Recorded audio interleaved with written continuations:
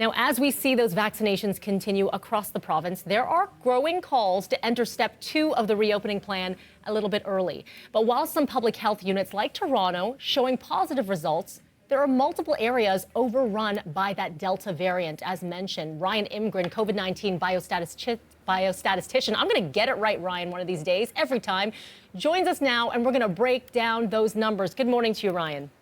Same to you. Good morning. All right, so let's talk about some interesting news that you've been seeing. Stage 1. How did we do in stage 1 when it came to transmission? Well, you're actually going to hear it here first. This is the first time that we actually have the data out for the opening weekend, the stage 1 opening weekend. And what we saw is a reproductive value of 0.9, which is less than 1, which means that 1 primary infection led to 1 secondary infection.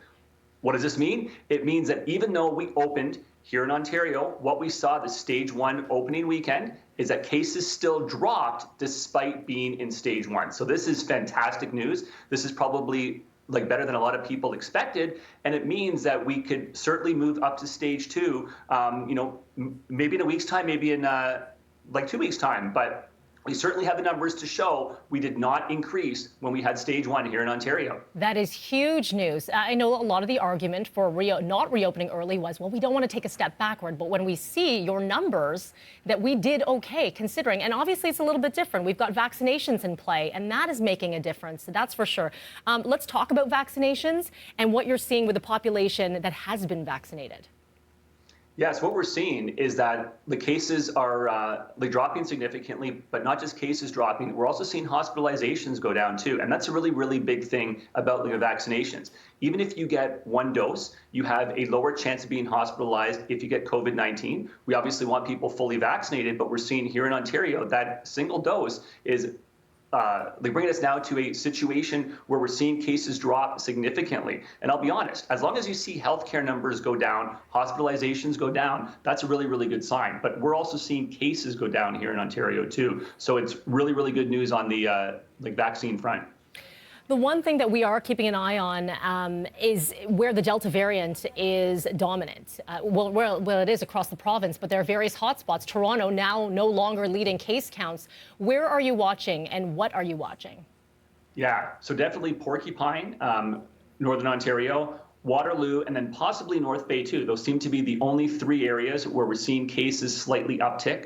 Waterloo is more, I guess, alarming right now, being more of an urban area, and they still have a reproductive value above 1, so they're still seeing cases grow.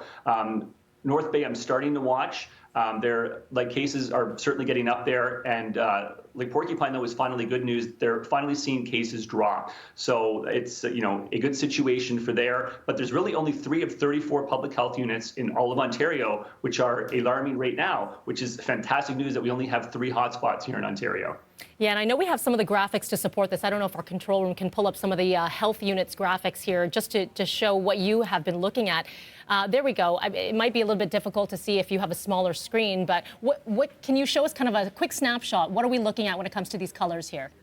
There's a lot of green. So I think that first column and that second column, you want to see green. The only area where they're seeing slight growth is Grey Bruce, but having case numbers in the green is fantastic. If we see those values, they're around 15 weekly cases per 100,000. If we look back to around 2 months ago, we saw Peel at around 300. Now, with that being said, we still see Porcupine at around 150 weekly cases per 100,000. We see Waterloo at 75. We see North Bay at 33. But every other area is sitting fantastic right now. Toronto is under 20. York is under 20. Lake Peel is just over 20 weekly cases per 100,000. And why do I use 20? Well, that was the old yellow zone. So I think, we're definitely set now to move into stage 2, hopefully by the end of this week. I wouldn't have said this earlier, but the fact that we're seeing cases drop here in Ontario despite being in stage 1, I think it's really, really good news for this summer. So you think we should bump up a little bit early? Now, we continue to hear from the Premier saying, he's talking about the science and the numbers. And so looking at your numbers, this should indicate we are good to go. Is there any hesitation on your point, or at least some of these Delta hotspots that you think should maybe be held back? Yeah, I certainly think so. I think even North Bay, you want to be a little bit questionable there. But, certainly Porcupine, Waterloo, not set for stage 2 yet.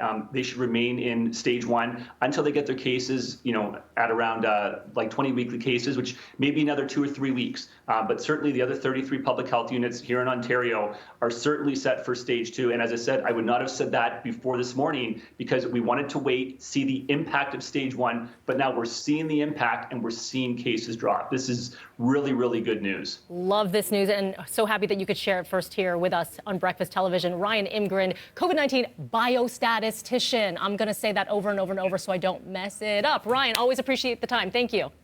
See you later. Take care. There you go. Biostatistician. Say that 10 times fast, Dina.